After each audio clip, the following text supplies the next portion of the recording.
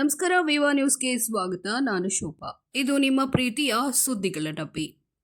ಮಧ್ಯಪ್ರಾಚ್ಯದಲ್ಲಿ ಮತ್ತೆ ಸಂಘರ್ಷ ತೀವ್ರ. ಇರಾನ್ನ ಕ್ವೆಶ್ಮಾ ದ್ವೀಪ ಬಂದರ್ ಅಬ್ಬಾಸ್ನ ಮೇಲೆ ಅಮೆರಿಕಾದಿಂದ ದಾಳಿ.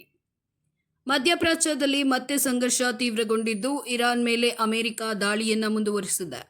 ಕ್ವೆಶ್ಮಾ ದ್ವೀಪ, ಬುಹೇಶ್ವರ್ ಮತ್ತು ಬಂದರ್ ಅಬ್ಬಾಸ್ನಲ್ಲಿ ಸ್ಫೋಟಕಗಳು ಸಂಭವಿಸಿರುವ ಬಗ್ಗೆ ಇರಾನ್ ಮಾಧ್ಯಮಗಳು ಕೂಡ ವರದಿ ಮಾಡಿವೆ.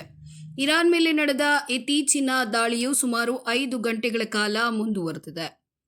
ಬುಹೇಹರ್, ಚಾಹ್ ಬಹಾರ್, ಜಾಸ್ಕ್, ಕೊನಾರಕ್, ಅಬು ಮೂಸಾ ಮತ್ತು ಬಂದರ್ ಅಬ್ಬಾಸ್ ಸೇರಿದಂತೆ ಹಲವು ಪ್ರದೇಶಗಳಲ್ಲಿನ ಸೇನಾ ನೆಲೆಗಳನ್ನು ಗುರಿಯಾಗಿಸಿಕೊಂಡು ಯಶಸ್ವಿಯಾಗಿ ದಾಳಿ ನಡೆಸಲಾಗಿದೆ ಅಂತ ಅಮೆರಿಕ ಪಡೆಗಳು ಪ್ರಕಟಣೆಯಲ್ಲಿ ತಿಳಿಸಿವೆ.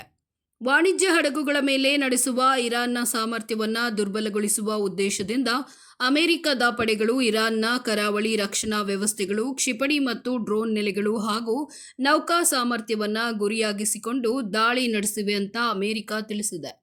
ಪ್ರಸ್ತುತ ಮಧ್ಯಪ್ರಾಚ್ಯದಲ್ಲಿ 50,000ಕ್ಕೂ ಹೆಚ್ಚು ಅಮೆರಿಕ ಸೈನಿಕರನ್ನ ನಿಯೋಜಿಸಲಾಗಿದೆ ಅಂತ ಪ್ರಕಟಣೆಯಲ್ಲಿ ಉಲ್ಲೇಖಿಸಲಾಗಿದೆ.